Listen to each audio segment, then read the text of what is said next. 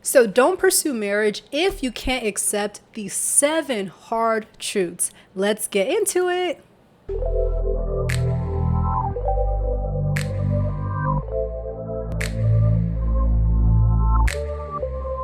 Hey guys, welcome back to our channel. My name is Jumoke Win and I'm one half of When I Love. My husband and I, we coach single Christian women to meet, date, and marry eligible Christian men. So if this sounds like something you'd be interested in, make sure that you do like, subscribe, and hit that bell so that you can continue to get great content. So the first thing, hard truth to face, is if you haven't shifted your mindset from girlfriend to wife.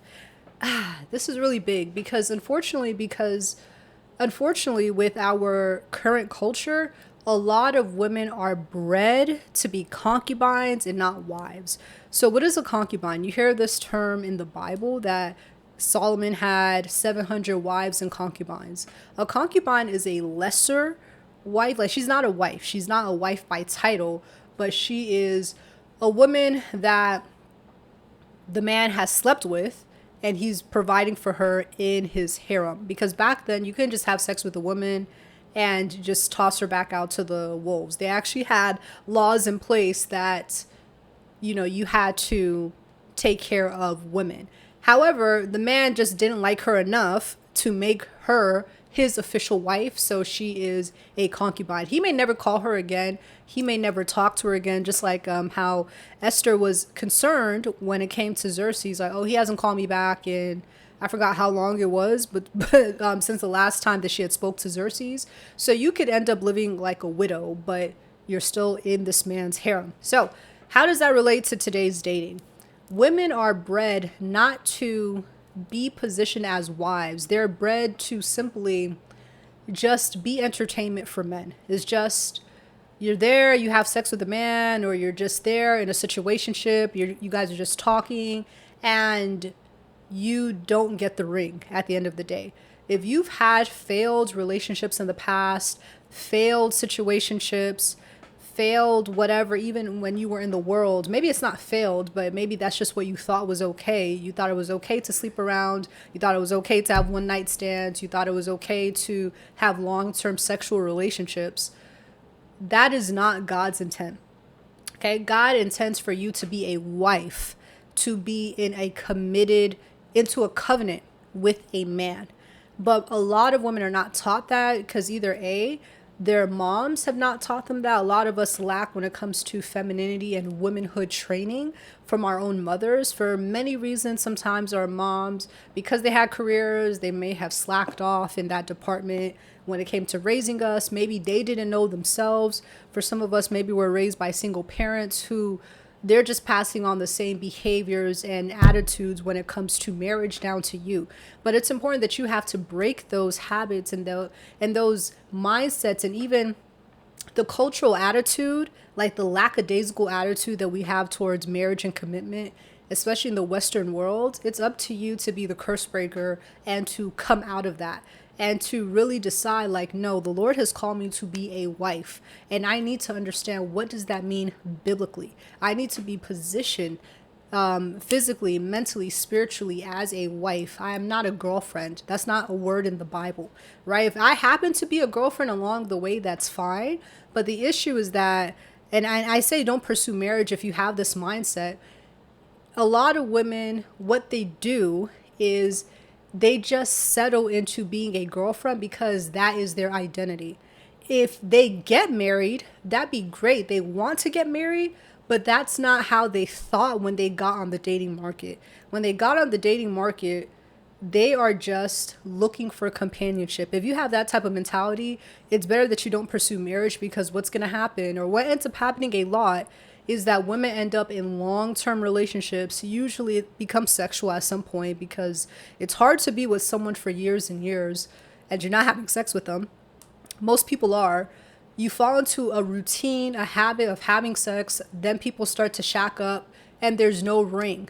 And at some point, the saying says, why would a man buy the cow if he's getting the milk for free? Now the man is dragging his feet because you've given him everything. You've given him wifey privileges without even requiring him to marry you. And then you get stuck as a girlfriend. And if he did not intend from the jump, just like you, to be your husband, right? You were just looking for a boyfriend and hoped along the way of you having a boyfriend, he would turn into a husband. No, he is a boyfriend and he's not a husband, right? It's the same issue. Like now you are trying to force a man who is not a husband, who's not ready or doesn't want you, right, to marry you because now you're fed up with waiting. Now you finally, your prefrontal cortex lobe is developed and you're like, oh no, I'm wasting my time as a woman. Marry me. You should have thought that in the beginning. So that's the first brutal truth that you have to face. Second, don't pursue marriage if you're comfortable being single. For some women, I don't get it, especially for Christian women. This is so unfortunate because there has been so much bad doctrine and bad theology surrounding marriage that a lot of women have essentially internalized being a nun as a plan B. They're like, well, if I never get married, I'll be fine. And if you have that type of attitude, you should just continue in that way. Just like Paul said, to the unmarried and the widows, it's better that you just stay single as I am. If you have the self-control, if you don't really care about having a family, if you don't really care if you get married at the end of the day, if marriage to you is simply a nice to have, like a Birkin bag, like, oh, it would be nice if I got a Birkin bag, but if I never get a Birkin bag in this lifetime, I'll be fine. I would encourage you that you're probably content with being single because maybe you have a gift of singleness, right? But if you don't have a desire, right, to be a wife, if you don't have that desire to be a mother, if you don't have that desire to even have sex with a man, don't get married, right? Because if you already have this lackadaisical attitude about marriage, let's say you do end up getting married.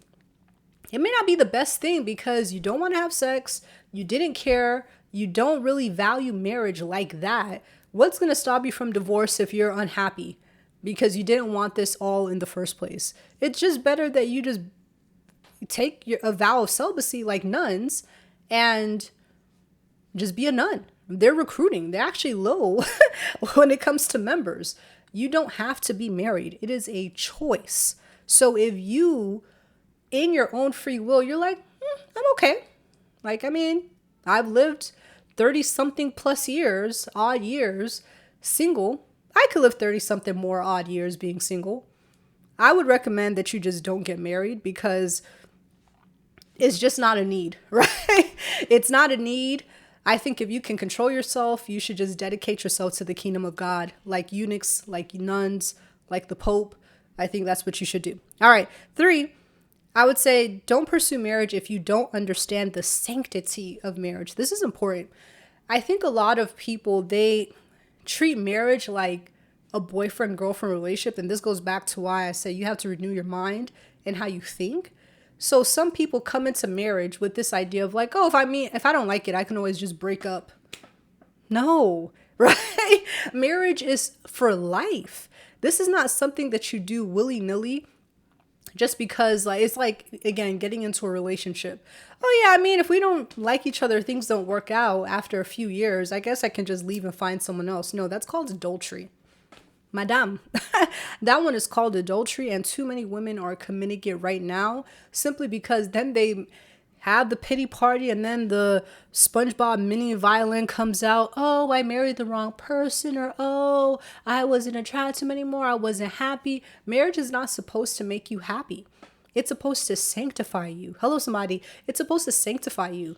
It's supposed to be a safe space to be fruitful and multiply.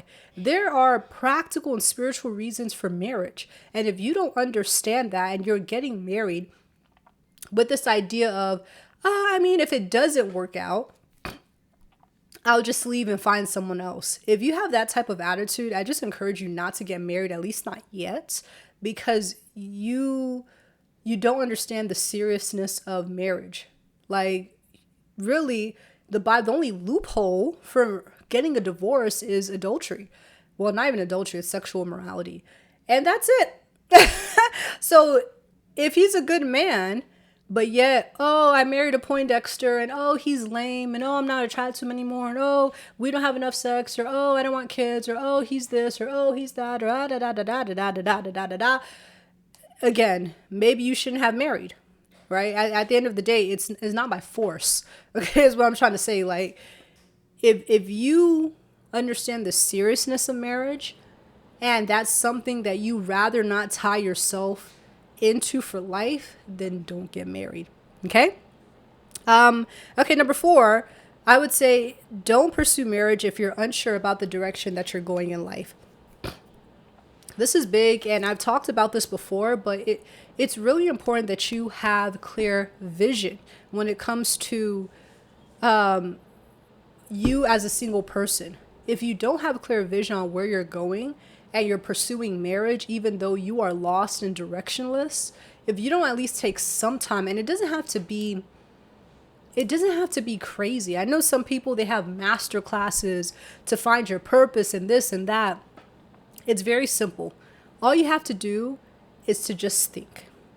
If there was no way that you can fail, absolutely no way that you can fail, you had all the resources, all the time, all the confidence, all the money in the world, what would you do in this lifetime? Take the limitations off, write it down, and that's your purpose, period. But the issue is, now, do you have to get to that purpose today? No, but it does show you where your heart is. It does show you the direction that you're trying to go in life. But you need to have at least that simple destination, because what happens is, if you're not honest with yourself right now about what you want,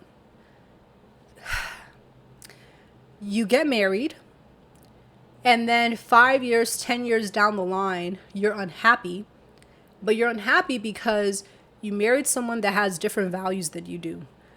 You married someone that's not going in the same direction in life as you are. You married someone who cannot support the calling that you have in this lifetime. But you knew what your calling was 5-10 years ago, right? Like, you knew deep down this is what you wanted to do. But unfortunately for some people, they may not get the confidence to actually start doing something in that direction for 10 more years. But if you're already in a lifetime covenant, you have to work as one. So it's better that you have some type of compatibility, not just on physicality. It's not just because he's handsome or he goes to church. That's great. You guys are both believers, so you're called to bring the kingdom of God on earth. But if you're not going in the same direction, I always give this analogy. I wish I had 2 pens, or a pen and a pencil. But if you have a pen, and let's say you have a paintbrush, both of these utensils, just pretend like I have them in my hand, is to write. Okay? But how they write based on what they're called to do looks differently. It's hard for a paintbrush and a pen to mesh well, right? It's better that you have a paintbrush in this color and a paintbrush in a different color. They can paint more efficiently. Or you have a pen from a certain brand and maybe a pen from a different brand but a different color, like a red pen and a blue pen, but they're both pens, right? There might be more synchronicity. Is that a word? They might flow together better than if you had 2 people who may not have worked the best for each other. Now, don't get it twisted. Based on what I said above, I believe in the sanctity of marriage, and I believe that God can even redeem a paintbrush and a pen, right? That you guys can still work together. I'm just saying it just would be a little bit more difficult versus if you would have been intentional and really been with someone that you agreed with. Amos 3:3 says, how can 2 walk together unless they agreed? And if you're not honest with what you can agree with and what direction that you want to go in life, it becomes hard, right? Unnecessarily. So you can just save yourself the headache if you just know what you want from the beginning. Okay, let's move on. 5, don't pursue marriage if you don't like men. It seems so like, well, duh, but I think it just in this modern age, and it's even trickling down to like the church and Christian women. A lot of women don't like men. There's like a very anti-men movement that I've been seeing on social media. Women are always talking about men. They're not doing this. They're not doing that. And you can just sense the misandry. That's like hatred of men that is brewing from these women. And I always ask myself, I'm like, but if you don't like men that much, and if you think that the dating pool has pee in it and men are trash and they're good for nothing, why do you want to be with one? If like the sense is not sensing. If you don't like men, just be a nun. The end. Problem solved. The end. You don't have to deal with them. You don't have to marry them. Go be a nun. Dedicate yourself to the kingdom and move on with your life. Why are you pursuing marriage if you don't like men? If this is a conflict within you and you know you really want marriage more than you don't like men, then you have to fix that. You have to get to the bottom of that and start to gain a deep appreciation and love for men. Because I don't understand, right? Maybe it stems from daddy issues and father wounds. I have no idea what it is, but you can't keep saying men are trash and then expect to have a good husband. How does that make sense? You're speaking that over your life and that's what you're attracting. You're going to keep attracting trash men because of the lens that you're looking at them through.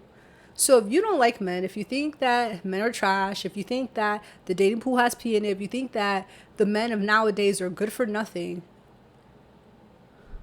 don't pursue marriage, right? Because let's say you do get some poor sucker to marry you. Because you don't like men, you're not going to like him. And it's just going to be a miserable marriage. So why even put him through that? Don't be selfish. Don't be entitled. Get down to those issues first so that you're not causing bigger problems later. Okay. So number 6, don't pursue marriage if you're not ready to be a helpmeet. It's kind of tying it with the last one, but as women, we're called to be helpmeets. And I know women don't like that. They don't like that. Oh, a helper. That seems like someone in the background. I want to lead too. That's part of the curse. Okay. You're just operating in your sin-like nature. When God said that your desire will be for your husband, but he will rule over you. That's why, right? Like if you think being a helpmate is somehow demeaning to you, to help a man, to allow a man to be the head, to allow the man to lead, if you don't like words like submission, you probably shouldn't pursue marriage. Why? Because you can't have two heads. If you're so used to leading yourself and you like the way that you lead, you have your own life, you have whatever you want to do, what man? And then it's hard for women because they have this mindset, yet they want this masculine alpha type of man. It doesn't make any sense. Like, do you think a masculine man who also knows he's called to be the head of his family, he's called to lead, protect, provide, to lay his life down for his family, do you think he wants to come into your life to just simply be a sidekick to you? Because some women, they have a whole career, they have everything already laid out, they're just looking for a man to fill in the piece, and they don't actually care about the man. They don't care about being his helpmate. They want to do what they want to do. They want to have their own careers. They want to have their own money. They want to do this. They want to do that. Yet they want the man to come in perfectly, give them all their money, even though they have their own money. They have their money separate, but the man's money is for him and for her, and her money is just for her. Okay, whatever. I'm judging, but whatever. They want to do what they want to do. They want to raise kids how they want to raise them. They want to live how they want to live. Heck, if they could go have 2 separate homes, someone will do it. Why? Right? Why? Like, why? What's the point of getting married if you don't want to be a helper to a man? If you don't want to serve a man? If everything is all about you and you just want to be served, why do you want to get married? I don't understand. So if you already have your whole life figured out, I guess it goes into like one of my earlier points. If you're comfortable being single, you have your whole life figured out, your 401k is maxed out, you have a career, you're making your own money, you're doing your own stuff. What need is there for a man? What need is there for a man? What else can you offer him? Because men and women are not looking for the same thing. So cool, you have your own house, you have your own job, you have your own car. That's great for you. You did that stuff for you. You didn't do that stuff with I'm going to school to better myself so I can help a man. Let's just be honest. And your motivation starts to peek through because, like, sure, you said, oh, but I'm making money. And women try to use that as leverage, right? In the dating market, which doesn't make sense because you made that money to support yourself. You didn't make that money because you wanted to support a man and his vision. That was not in the forethought of your mind. It was an afterthought of like, oh yeah, see, look, it makes me look, sure, it makes you look competent. Absolutely. You have your own house, you have your own car, you have your own career, you make your own money. It makes you look competent, but I always say that a provider is not looking for another provider. So if you did anything with a selfish ambition just for you, just count it out. It doesn't matter. Think about the things that you are doing now that actually will benefit a man solely, right? And well, I'm not say solely, but like it's the primary thing and you benefited as like you benefited as like a secondary thing, right? Like, because I'm not saying that some things that you do for a man, it doesn't also benefit you, but what are things that are actually going to benefit and help him? And if you don't actually want to be a help man, I'm not saying you have to do every single thing for a man that if you breed, it's all for a man. Obviously not. I'm just saying that you have to, again, shift that mindset from selfish to collaborative. If you're not a collaborative person, you don't want to collaborate with a man. It's just all about you. You have this laundry list of your own expectations, how you want him to show up, but you just don't have anything to offer him. You don't want to collaborate with him. You don't want to help him in his vision. Don't pursue marriage. Just max out your 401k. Okay. And the last thing I can say, last hard truth to face is if you're expecting a perfect man and to have a perfect marriage without any effort, something I always tell women is that great marriages are not found, they're built. This idea of love at first sight, I found my soulmate, the one, it's not real. It's based in Disney. It's based in fantasy. It's not based in the word of God. It doesn't have any type of basis whatsoever. This idea of I'm just going to find someone who I don't have to change. I don't have to learn to communicate. I don't have to learn to love them. I don't have to learn who they are and work with them. We're just automatically going to click because we're twin flames is new age stuff. Like sometimes we really have to grow up, and a lot of us have a lot of detrimental and immature and childish views when it comes to marriage and how we're conceptualizing how marriage will be. When people say marriage is a lot of work, it doesn't have to be a lot of work, but work comes at some point. For example, my husband and I, we have an amazing marriage, but we have an amazing marriage because we did a lot of work in our single season. Before we got married, we put in a lot of effort into making a marriage in the future. So my husband and I, we both went to therapy. We've read books. We read books about marriage. We worked on ourselves. My husband, he worked on being a provider. I worked on being a wife. All these things we did in our own separate season, which is why once we came together, it was easy. But that's because we did the work before. But if you didn't do the work before, it's going to come to you somehow.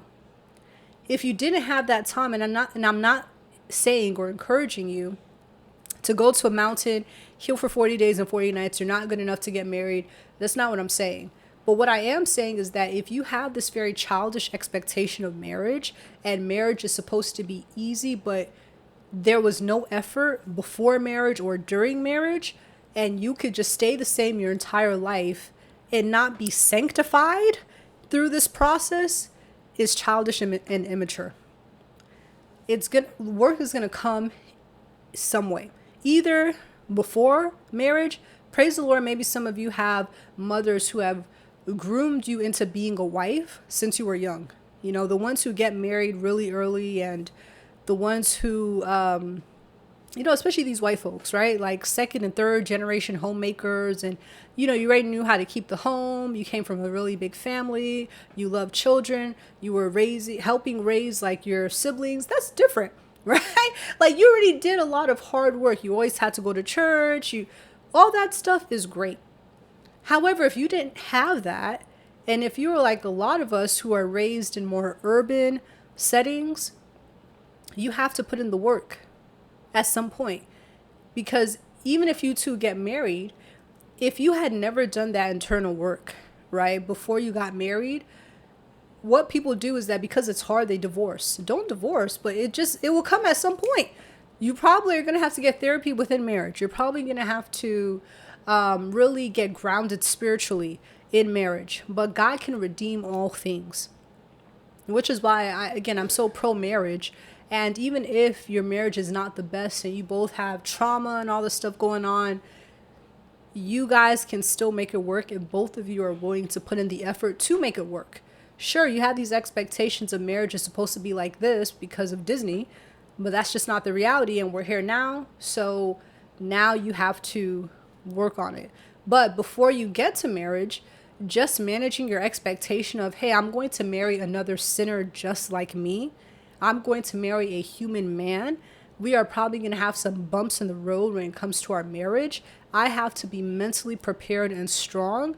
Will save you a lot of heartache and headache, right? If you already know what to expect and if you're grounded in the Lord, that will definitely help you versus just having this very whimsical view of marriage of I'm going to get married and to this perfect man and he's always going to make me feel good and he's responsible for my happiness. Absolutely not. A man is not responsible for your own happiness. Joy comes from the Lord.